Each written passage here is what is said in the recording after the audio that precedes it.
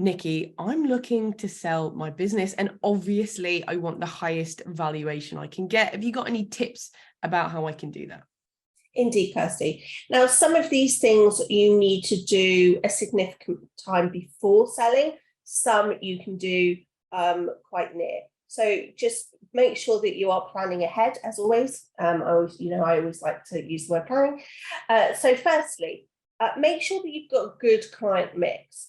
Generally, buyers don't want high risk of buying a firm that is dependent upon one or a few large clients. They like to see a good mix of clients, and in fact that what they normally like is they like sort of the mid-sized clients where there's potential to add on other services rather than the really small ones or the really large ones. They really like the good client mix, a lot of mid-sized clients.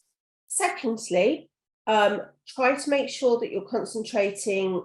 This is general, this isn't always the case, but in general, if you're going to be selling your firm and it's going to be valued on a profit multiple, really do concentrate on that profit. It's not about increasing the revenue at this stage. You want to be increasing your bottom line. Now, just with the caveat, there are certain businesses that do get sold that are valued upon their revenue.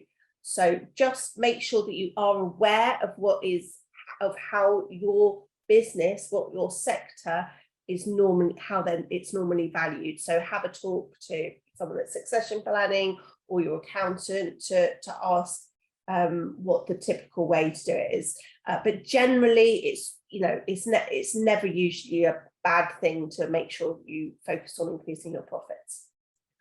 Thirdly, try to make sure that you have got documented contracts for all your relationships.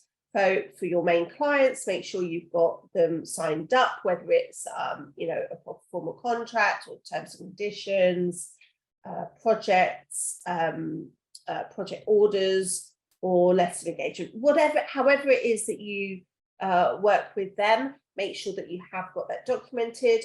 Make sure with your suppliers that you have good terms with them, so that you can't. So that you can make sure that you can continue using them, and also with your employees, make sure that you've got proper, as is legal requirement, that you do have proper employment contracts with all your employees, and also with any contractors, make sure you have valid contracts for them as well. Also don't forget your shareholders.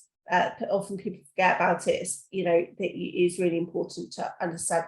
There are circumstances where it may not be relevant, so do have a chat with your commercial lawyer about whether that is relevant or not for you. What really helps a sale as well are clear processes and procedures. It gives great comfort. It doesn't necessarily increase the price, but what it does, it gives great comfort to the buyer if you've got good processes and procedures, and therefore it's more likely to mean that they would buy you. So there are certain things that can happen that could actually increase the price. So if you're actually got proven processes that make your whole process of what you do a lot slicker than your competition or whatever, it can actually increase the price.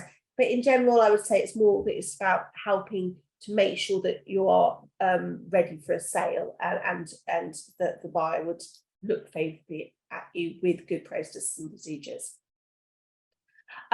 Finally, try and make sure that you maintain good employee retention rates, particularly on those employees that have the key relationships in your firm.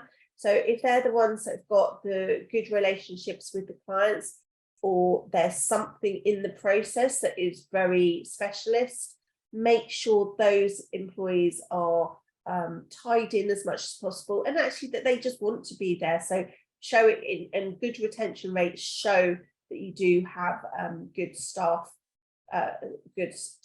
relations, and really does help